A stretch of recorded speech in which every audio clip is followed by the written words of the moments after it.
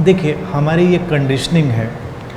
Commitment या जितनी भी चीज़ें हैं, उन चीज़ों को हम दूसरे के ऊपर जब ले जाते हैं तो पॉजेसिवनेस या तरह तरह की ऑब्सेसिवनेस, मैंने पहले ही कहा ऑब्सेशन, वो सब पैदा होते हैं। कमिटमेंट हमारा हो सकता है, दूसरे का हो ना हो हम इसकी परवाह नहीं करते हैं, लेकिन हम जब अपने कमिटमेंट की बात सोचते हैं तो दूसरे के कमिटमेंट को करवाने की कोशिश करते हैं, और उस कंडीशन में सारा पॉजेसिवनेस और ऑब्सेशन का जाल पैदा हो जाता है। हमारे अंदर से भाव उठ रहा है। अब मान लो प्रेम की ही बात है, किसी को किसी के प्रति प्रेम का भाव उठ गया, ये उसका व्यक्तिगत मामला है। किसी को किसी के प्रति भी उठ सकता है, मैं कह रहा हूँ, लेकिन दूसरे को भी वैसे ही उठे। जब इसकी कोशिश शुरू होगी तो सारा पॉजेसिवनेस का जाल शुरू हो जाएगा। हम दूसरे की फिक्र नहीं करते और अस्तित्व रिस्पॉन्स करता है। इस नियम को हमेशा समझना चाहिए। अगर हमारे अंदर कमिटमेंट है तो अस्तित्व रिस्पॉन्स करेगा। रिस्पॉन्स के दो तरीके होंगे। एक तरीका ये है कि या तो जो व्यक्ति विशेष है उसके अंदर कमिटमेंट पैदा हो जाएगा, जड़ें पैदा हो जाएंगी, या हम ऐसे लोगों से कभी जुड़ ही नहीं पाएंगे जो नॉन कमिटेड है। भले ही इंतज़ार करना पड़े आपको, आपकी ज़िंदगी में जब कोई व्यक्ति जुड़ेगा तो वो कमिटमेंट वाला होगा, कमिटेड होगा, वहाँ पर एक ओपननेस होगी।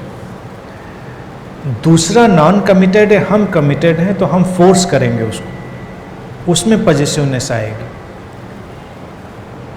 कभी कभी इन्हीं सब चीज़ों में बहुत सारे उलझाव पैदा होते हैं। अब जैसे दोनों जो और एलिमेंट मैंने बोले, कंसर्न और केयर, कुछ लोग ज़्यादा केयरिंग हो सकते हैं, नेचुरली उनका स्ट्रक्चर ऐसा हो सकता है, तो वो केयरफुल रहें, वो केयरिंग रहें। लेकिन जब वो इक्वल केयर की डिमांड करेंगे तो पॉजेसिवनेस और ऑब्सेशन पैदा हो जाएगा, क्योंकि दूसरे का नेचर नहीं हो सकता वैसा। हर व्यक्ति का बॉडी माइंड स्ट्रक्चर बिल्कुल फ़र्क है। कोई व्यक्ति सेंसिटिव हो सकता है लेकिन डिमॉन्स्ट्रेशन में उतना केयरिंग हो सकता है ना हो। लेकिन हम क्या रुक जाएंगे इस बात से कि दूसरा तो रिस्पॉन्स करता नहीं है? कंसर्न का सवाल रहा। हम कंसर्न्स के भी अलग अलग कलर्स में हो सकते हैं। किसी व्यक्ति का कंसर्न बहुत डिमॉन्स्ट्रेटिव और एक्टिव हो सकता है, किसी का कंसर्न पैसिव हो सकता है। अपने जैसे कंसर्न की जब डिमांड करेंगे तो ऑब्सेशन भी पैदा होगा और पॉजेसिवनेस भी पैदा होगी। वो नहीं होना चाहिए।